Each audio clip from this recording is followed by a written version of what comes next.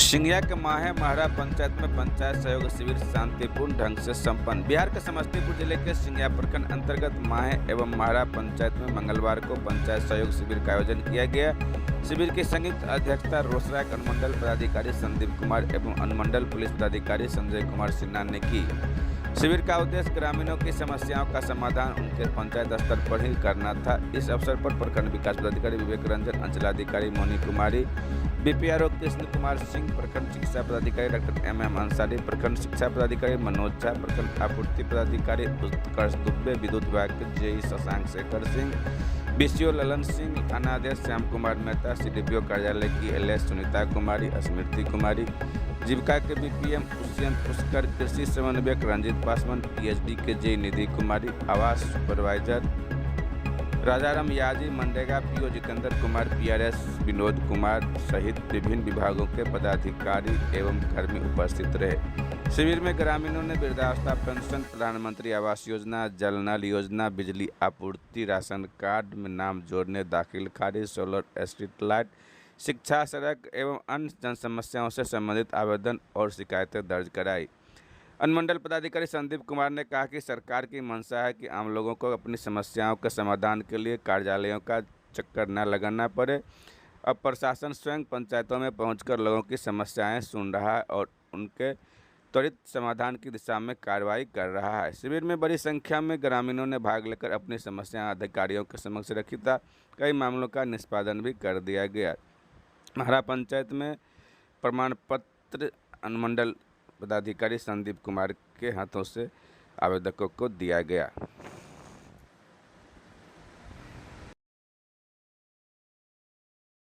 समस्या विभिन्न तरह की हो सकती है। आप सभी की राजस्व से संबंधित हो सकती है, जिसमें म्यूटेशन हो सकता है, यानी दाखिल खारिज हो सकता है, भूमि माफी से संबंधित यह हो सकता है, परिमार्जन हो सकता है।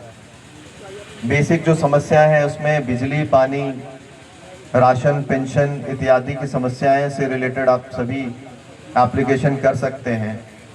मनरेगा से संबंधित आप एप्लीकेशन कर सकते हैं। प्रशासनिक तौर पे अगर आपको थाना से, अंचल कार्यालय से या इत्यादि अगर कोई लॉ एंड ऑर्डर से संबंधित कोई भी समस्या है, वो भी आप सभी रख सकते हैं। तो एक बृहद प्लेटफॉर्म है ये, और इसमें आपको कार्यालय आने की आवश्यकता नहीं है। हम सभी आपके सामने आएंगे और पोर्टल के माध्यम से भी आप कर सकते हैं, उसमें भी आपको कार्यालय आने की आवश्यकता नहीं है।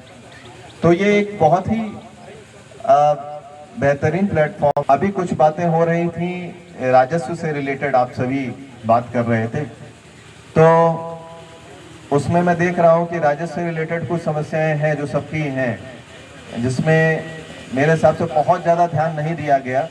लेकिन अभी सीईओ यहाँ नहीं आई हैं, तो वो एक एक करके आप सभी का जो भी इश्यूज है उसको देख लेंगी, एक लिमिटेड टाइम फ्रेम में देख लेंगी, समझ लेंगी और उसको जल्दी से जल्दी निराकरण करके आप सभी को अवगत करा देंगे। ठीक है, ये मॉनिटर करेंगे, ये हम भी इस चीज़ को मॉनिटर करेंगे कि आप ये जो समस्याएं हैं पूर्व की जो आप सभी बता रहे थे, उसको बहुत जल्दी से जल्दी उसका निराकरण करते हुए हम लोग आप सभी को अवगत कराएंगे। तो इस फेज में सभी पदाधिकारी अपने बारे अपने विभाग से संबंधित जिससे आप सभी लाभान्वित हो सकते हैं, इसके बारे में आप सभी को ब्रीफ कर रहे थे। कुछ योजना बहुत ही महत्वपूर्ण, महत्वाकांक्षी योजना है सरकार की, उससे आप सभी को अवगत करा रहे थे। कैसे आप सभी उसका लाभ उठा सकें इसके बारे में बता रहे थे। तो इसी क्रम में ये पूरा कंप्लीट हो जाए, उसके बाद आप सभी एक एक करके पॉइंट रखिए। एकदम हम लोग रुके हुए हैं, हम लोग आप लोग की बात सुनेंगे। जो आपकी एप्लीकेशंस हैं उस एप्लीकेशंस को लेंगे भी और उस पर त्वरित कार्रवाई भी करेंगे। आप जब तक आप लोग पदाधिकारी गण, गणमान्य व्यक्ति और यहाँ के उपस्थित जनता, साथ में मीडिया के बंधु, सहयोग शिविर का जो आज 5वां संस्करण है, इसमें आप सभी इतने संख्या में सभी आए, आप सभी का बहुत बहुत स्वागत है और धन्यवाद भी है। सर्वप्रथम सहयोग शिविर का उद्देश्य आप सभी को बता दें कि सहयोग शिविर बिहार सरकार की वो पहल है, यानी कि सबका सम्मान जीवन आसान एवं प्रशासन आपके द्वार इस महत्वाकांक्षी पहल के रूप में ये सहयोग शिविर का आयोजन किया जाता है। और सहयोग शिविर में करीब 1 माह पूर्व से हम एप्लीकेशंस लेते हैं, आप सभी के आवेदन को एकत्रित करते हैं और उसका निष्पादन करके तब उस शिविर में पहुंचते हैं। तो ये बाकी शिविरों से थोड़ा भिन्न है, थोड़ा अलग है और विशेष भी है। सहयोग शिविर में हम आप सभी को बता दें कि ऑनलाइन पोर्टल के माध्यम से भी ऑनलाइन मोड में आप लोग एप्लीकेशन कर सकते हैं। पोर्टल पे जाके अपनी शिकायतें, समस्याएं एवं सुझाव आप रख करके वहां पे एक रजिस्ट्रेशन आईडी जो डेवलप होता है उससे आप ट्रैक भी कर सकते हैं और समयबद्ध तरीके से जो 30 दिन का समय दिया गया है उसमें हमने आपके समस्या। इसी क्रम में महारा पंचायत में जो भी एप्लीकेशंस आए उसका डिस्पोजल कितना हुआ, कितने बाकी हैं, उसका भी डिस्पोजल करा करके एक छोटा सा शिविर लगा के आप सभी को फिर से अवगत कराया जाएगा।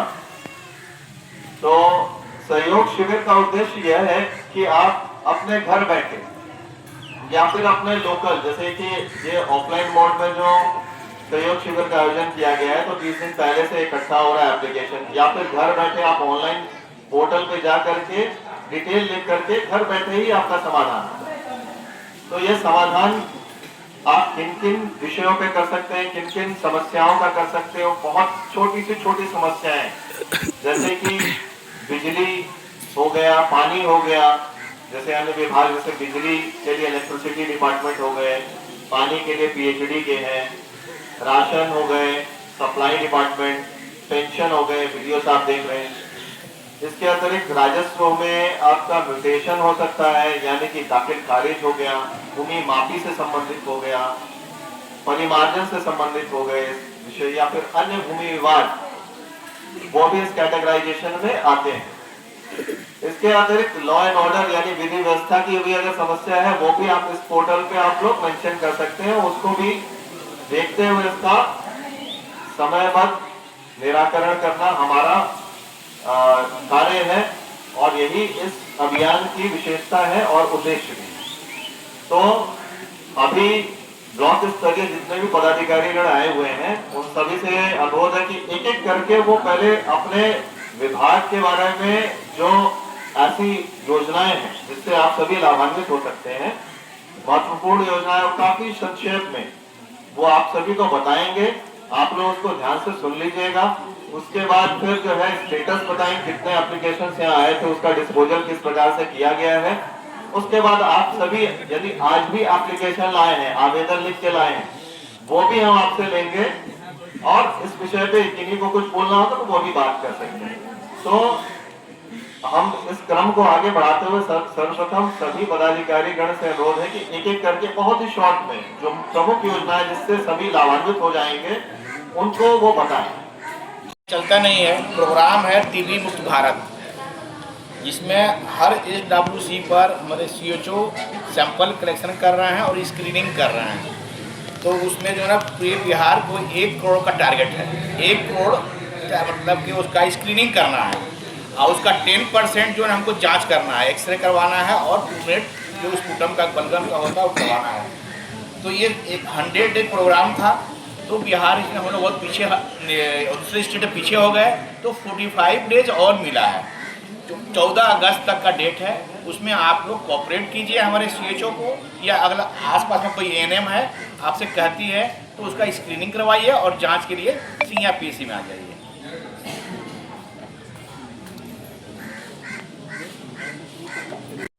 कुल 149 प्राथमिक मध्य एवं हाई स्कूल है, जिसमें 84 प्राथमिक विद्यालय हैं, 47 यानी 47 मिडिल स्कूल है और 18 हाई स्कूल है। इसमें 1 to 8 के निःशुल्क सभी बच्चों का निःशुल्क एडमिशन होता है और सभी बच्चों को निःशुल्क शिक्षा दी जाती है और बच्चों को MDM विभाग की तरफ से बच्चों को भोजन भी दिया जाता है, जिसमें प्रत्येक फ्राइडे, प्रत्येक शुक्रवार के दिन प्रत्येक बच्चे को, जो बच्चे अंडा खाते हैं उनको अंडा, जो फल खाते हैं उनको फल, दिया जाता है। समय समय के अनुसार जब सरकार की योजनाएं आती हैं तो हम लोग बच्चों को चयनित करते हैं प्रखंड स्तर पर। कौन सा बच्चा किस में दक्ष है। कोई बच्चा क्विज में दक्ष होते हैं, कोई बच्चा पढ़ाई में दक्ष होते हैं, कोई बच्चा संगीत में दक्ष होते हैं, कोई बच्चा क्रिकेट खेल वगैरह में होते हैं। वैसे बच्चे को हम लोग प्रखंड स्तर पर चयनित करके जिला में भेजते हैं और जिला में जब बच्चे चयनित हो जाएंगे तब उनको बाहर भेजा जाता है। अपने सिंघिया प्रखंड में भी उच्च माध्यमिक विद्यालय सिंघिया 3 की एक बच्ची थी जिनको चयनित किया गया और उनको जम्मू कश्मीर भेजा गया। वो बच्चे को फिर से सम्मानित किया गया इस प्रखंड में। जो समय पर जो बच्चे अपने सरकारी विद्यालय में 75% उपस्थित होते हैं उन सभी बच्चों को सरकार के द्वारा पोशाक की राशि उनके खाते में दी जाती है। जो बच्चे 75% उपस्थित होते हैं वैसे बच्चे को सरकार के द्वारा छात्रवृत्ति का लाभ बच्चे को खाते में दी जाती है। और बहुत सारे आपके विद्यालय में स्मार्ट क्लास चलते हैं जो बच्चे को कंप्यूटर के द्वारा सिखाया जाता है। समय समय पर सभी बच्चों को जो सरकार की योजनाएं आती हैं हम लोग उसको विद्यालय को मुहैया कराते हुए और क्रियाशील करवाते हैं विद्यालय। मोबाइल वेटनरी यूनिट जो कि 1962 एक टोल फ्री नंबर है, उस 1962 पर आप कॉल करेंगे तो आपको डॉक्टर साहब, एक स्टाफ और एम्बुलेंस आपके दरवाजे पर आकर के आपके मवेशी का इलाज करें। ये चीज़ जानकारी बहुत लोगों को नहीं है, इस जानकारी को फैलाना जरूरी है। 1962 जैसे आप 112 का यूज करते हैं उसी तरह से बिहार भर में टोल फ्री नंबर है 1962। इस 1962 पर आप अगर कॉल करेंगे तो आप ये घर बैठे डॉक्टर साहब आपके मवेशी को बिना 1 रुपया लिए हुए आकर के इलाज करेंगे। पूरे बिहार में सभी प्रखंड में एम्बुलेंस की सुविधा है जो डॉक्टर आपके घर पर आकर के आपके मवेशी का इलाज करेंगे। पिछले साल जुलाई महीने से वैसे उपभोक्ता, घरेलू उपभोक्ता, चाहे वो APL श्रेणी के हों चाहे BPL श्रेणी के हों, जिनका पूर्व का बकाया शून्य है और वो 125 यूनिट से कम बिजली खपत कर रहे हैं, वैसे सभी उपभोक्ताओं का बिजली बिल शून्य कर दिया गया है। इसका लाभ भी आप सभी को मिलना चालू हो गया है। इसके लिए किसी प्रकार की रजिस्ट्रेशन फॉर्म फिलअप करने वगैरह की ज़रूरत नहीं है, वो ऑलरेडी आप लोगों को मिलना शुरू हो गया है। इसके अलावा इसी योजना के तहत वैसे उपभोक्ता जो घरेलू श्रेणी के नहीं हैं, जैसे औद्योगिक श्रेणी के हैं या व्यावसायिक हैं या कृषि श्रेणी के हैं या घरेलू श्रेणी में भी जिनका 125 यूनिट से ज़्यादा का बिजली खपत हो रहा है, उन लोगों को सरकार अनुदान देती है। इसमें अलग अलग श्रेणी में 2 रुपये 5 पैसे से लेकर 6 रुपये 77 पैसे तक का प्रति यूनिट अनुदान सरकार के द्वारा दिया जाता है। उदाहरण के तौर पर जो कृषि कार्य के लिए कनेक्शन लेते हैं, इन लोगों का 6 रुपये 19 पैसे प्रति यूनिट की दर से अनुदान है। उसके बाद उनका बिजली बिल 55 पैसे प्रति यूनिट की दर से ही आता है। इसके बाद दूसरी योजना है PM सूर्य घर मुफ्त बिजली योजना। वैसे घरेलू उपभोक्ता जिनका 125 यूनिट से ज़्यादा खपत है और वो चाहते हैं कि उनका वो भी बिजली बिल शून्य हो जाए, तो वो अपने छत पर सोलर पैनल लगवा सकते हैं। इसके तहत प्रति किलोवाट 70,000 रुपये की राशि अदायगी करनी पड़ती है। इसमें भी सरकार के द्वारा 30,000 रुपये का अनुदान उन्हें मिलता है और यदि उनके पास राशि उपलब्ध नहीं है तो सरकार विभिन्न बैंकों के माध्यम से उन्हें ऋण मुहैया करा देती है। तीसरी योजना है RDSS स्कीम। हालांकि ये स्कीम अब अंतिम पड़ाव में है। इसके तहत आप सभी अवगत होंगे, जहांगीरपुर पंचायत के बेहट गांव में नया पावर सब स्टेशन बन रहा है। इसके तहत 11 के लिए मोरवारा फीडर, जिसमें माहे पंचायत, कुलारा पंचायत, लिलौल पंचायत, 11 के भी लगमा फीडर, जिसमें जहांगीरपुर पंचायत, सालेपुर पंचायत, और हम लोग प्रयास करेंगे कुछ 11 के भी विष्णुपुर डीहा फीडर के भी गाँवों को नए पावर सब स्टेशन से जोड़ दिया जाए। इससे अभी जो यहाँ सिंघिया पावर सब स्टेशन से बिजली आती है, इसका लोड लगभग आधा हो जाएगा और आधा नए पावर सब स्टेशन पे चल जाएगा। जब इस पावर सब स्टेशन का लोड आधा हो जाएगा तो आप लोगों को जो वोल्टेज की समस्या रहती है या ट्रिपिंग की समस्या रहती है, उसमें भी सुधार होगा। इसके अलावा चौथी स्कीम है मुख्यमंत्री कृषि विद्युत संबंध योजना फेज 2। हालांकि इसमें जिस कंपनी को कार्य आवंटित किया गया था, वो कंपनी सही से कार्य नहीं कर रही थी। पिछले 7-8 महीने से वो कंपनी काम नहीं कर रही थी। हम लोगों ने इसके विरुद्ध रिपोर्ट किया तो मुख्यालय स्तर से ही उस कंपनी को ब्लैकलिस्ट कर दिया गया है। उसके स्थान पर नई कंपनी को कार्य आवंटन हुआ है और वो भी सामग्री उपलब्ध कराने की प्रक्रिया प्रारंभ हो चुकी है। कुछ दिनों में यहाँ पर सामग्री आ जाएगी, तब किसानों को, कृषकों को नया कनेक्शन देने के लिए ट्रांसफार्मर वगैरह या पोल लगाने की कार्रवाई प्रारंभ की जाएगी। गर्भवती माताएं जब जिनको बेटी पैदा होती है उसको 0 से 1 साल जब पैदा होती है और उसको पेंटाथर्ड की सुई पड़ जाती है और टीकाकरण कार्ड का कॉपी लगा के उसको 2000 रुपये का लाभ मिलता है। वही बच्ची जब 1 साल की हो जाती है तो उनके आधार कॉपी लगाने के बाद 1000 रुपया और मिलता है। दूसरा योजना है हमारा प्रधानमंत्री मातृ वंदना योजना, जो हमारी फर्स्ट गर्भवती माताएं के लिए है, जो पहली बार गर्भवती होती है और जब उनको ANC का सुई लगता है उसके बाद हम लोग के पास मतलब गर्भवती के द्वारा सेविका के पास फॉर्म जमा होता है। उसके बाद वो अप्लाई होता है तो उनको 3000 रुपये होता है। जब गर्भवती माँ बन जाती है और बच्चे को संपूर्ण टीकाकरण होता है मतलब पेंटाथर्ड पड़ जाता है तो फिर से उसको 2000 रुपये मिलती है। होते हैं वो अभी चूँकि बरसात का मौसम है तो आपदा तक आप लोगों को बहुत ज़्यादा देखने में मुझे आएगा।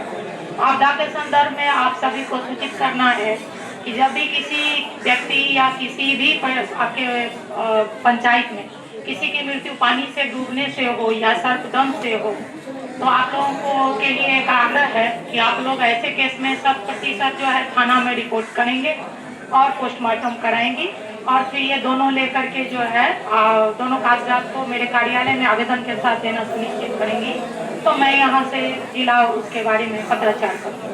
दूसरा में अगला की घटना हो तो हमारे क्षेत्रीय कर्मचारी भी उपस्थित होंगे, यथासंभव हम लोग भी उस जगह पर पहुँचने का काम करेंगे और जो आपदा के तहत आप लोगों को मुआवजा मिलना है उसमें पूरी मदद की जाएगी। उसके बाद राजस्व एवं भूमि सुधार विभाग के सभी कार्य, दाखिल खारिज हो, परिमार्जन हो या बहुत सारे ऐसे काम हैं जो जमाबंदी पुनर्गठन हो, ये सभी कार्य जो है ऑनलाइन संपादित होते हैं। तो आप लोगों से अनुरोध है कि आप लोग ऑनलाइन आवेदन दें और कृपया अपना नंबर आवेदन में देना सुनिश्चित करें ताकि मैं अगर आप लोगों से नोटिस या किसी सूचना के माध्यम से किसी सक्षम कागजात की मांग ऑनलाइन पोर्टल पर करती हूँ तो उसे वो मैसेज आप तक पहुँच सके और वो कागजात आप ससमय ऑनलाइन या ऑफलाइन कार्यालय में जमा कर सके ताकि मैं नियम के अनुरूप उसका निष्पादन कर सकूँ। अन्यथा साक्ष्य के अभाव में नियमानुसार उसका निष्पादन होगा, फिर आप लोगों को हो सकता है कि कठिनाई हो सकती है। दूसरा मेरा सेक्शन ई मापी है। ई मापी मार्च 2025 से ऑनलाइन है तो आप लोग जब भी नापी का आवेदन देंगी तो ऑनलाइन ही देंगी। आप लोग निवास NCL BOB EWS प्रमाण पत्र ऑनलाइन आवेदन करती हैं तो वो 10 कार्य दिवस और 21 कार्य दिवस में विभाग द्वारा विभाजित किया गया है। आप लोग आवेदन करने के बाद 10-15 दिन वेट करेंगी, जो उसका समय सीमा है समयबद्ध तरीके से उसका निष्पादन किया जाएगा और आप अपनी सुविधा के अनुसार अपने फोन से या आपके आसपास के साइबर कैफे से उसका प्रिंट निकाल सकती है। इन सभी कामों के लिए आपको कार्यालय आने की आवश्यकता नहीं है। फिर भी अगर आपको समझने में कठिनाई हो तो अभी तो सभी कर्मचारी का ट्रांसफर हो गया है, सभी कर्मचारी इस माह के लास्ट तक ज्वाइन करेंगे जो नए आए हैं तो आपके पंचायत भवन में बैठना सुनिश्चित करेंगे। तो आप लोग 10 से 5 के बीच जो भी समस्या हो भूमि से संबंधित उनसे अवगत हो सकती हैं, चाहे पड़ोसी से हो, खड़ीकौन से हो। तो उसके लिए आप लोग जो है शनिवार जनता दरबार में अंचल में आना सुनिश्चित करेंगी, उसका नियमानुसार निष्पादन करने का हम लोग प्रयास करेंगे। धन्यवाद। कन्या विवाह मंडप और मोक्ष धाम दोनों के लिए प्रखंड के सभी पंचायत से प्रतिवेदन, जमीन संबंधी प्रतिवेदन मिल गया है। स्थल चयन से संबंधित जो जिला को भेज दिया गया है, अग्रतर कार्रवाई है। फिर विभाग से प्राथमिकता के आधार पर जो है उसका निर्माण कार्य कराया जाएगा और यही मुख्य जो है सरपंच ग्राम पंचायत का वेबसाइट है pr.smartbds.nic.in pr.smartbds.nic.in। इसमें क्या क्या दस्तावेज चाहिए एक बार मैं बता देता हूँ कि अगर कोई नया राशन कार्ड बनाना है तो पारिवारिक फोटो जो कि पहले भी लगता था, उसके साथ जो इंडिविजुअल फोटो भी है वो भी लगेगा, जो मेंबर्स है उनका इंडिविजुअल फोटो भी लगेगा। उसके बाद आय प्रमाण पत्र, जाति प्रमाण पत्र, निवास प्रमाण पत्र, सभी लोगों का आधार, जो मुखिया है उसका बैंक पासबुक और एक मोबाइल नंबर जिसमें OTP आ सके। ठीक है, ये सारा डॉक्यूमेंट लगेगा। और किसी का नाम जुड़वाना है तो अगर कोई बच्चा अगर 12 साल से कम है तो उसका आधार के साथ जाति प्रमाण पत्र भी लगेगा, आधार के साथ जन्म प्रमाण पत्र भी लगेगा और बाकी सब डॉक्यूमेंट वही लगेगा। और कोई अगर किसी का नाम जुड़वा रहे और उसका कुछ इनकम है तो उसका भी आय प्रमाण पत्र लगेगा, अगर उसका इनकम 0 है तो नहीं लगेगा।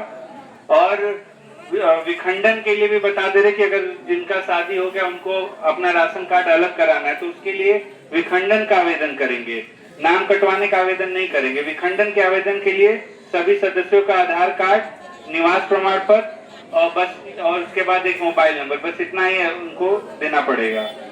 और ये ऑनलाइन अप्लाई कर सकते हैं आप लोग स्मार्ट PDF पोर्टल बिहार के माध्यम से। देश से जो आवेदन प्राप्त हुआ था, सबसे पहले इस संबंध में और जानकारी देना चाहेंगे कि 30 दिन पूर्व इस सहयोग शिविर के आयोजन से 30 दिन पूर्व ही हम लोगों ने आवेदन लेना शुरू किया था। उसके लिए हम लोगों ने स्थान और कर्मी को प्रतिनिधित्व भी करके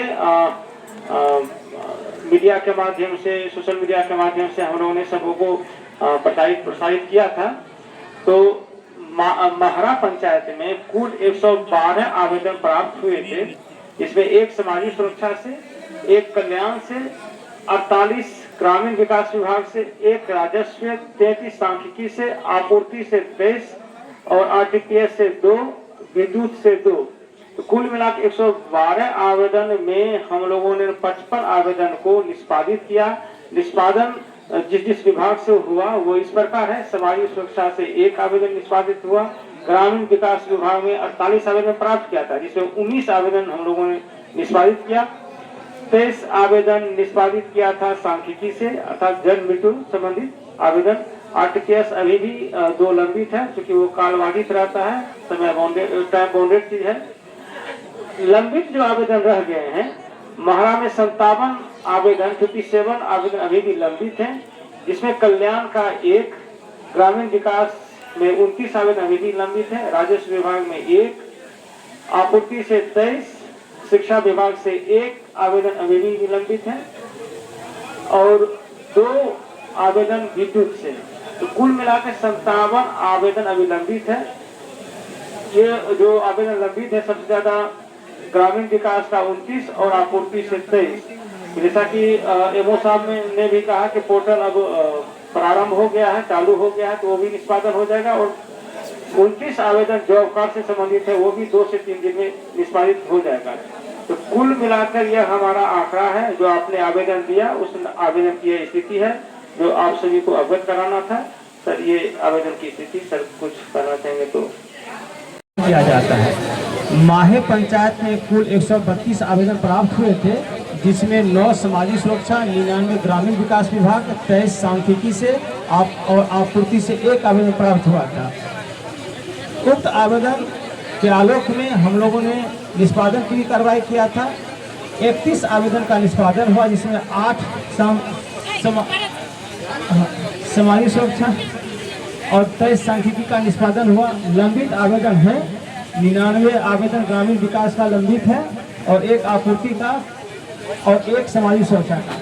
ग्रामीण विकास विभाग के बारे में PO साहब ने बताया कि कुछ पर्टिकुलर डॉक्यूमेंट्स आवश्यक है KYC के लिए, तभी भुगतान की कार्रवाई होता है और वो आसान होता है, इसलिए लेकिन 1 से 2 दिन उसका भी निष्पादन हो जाएगा।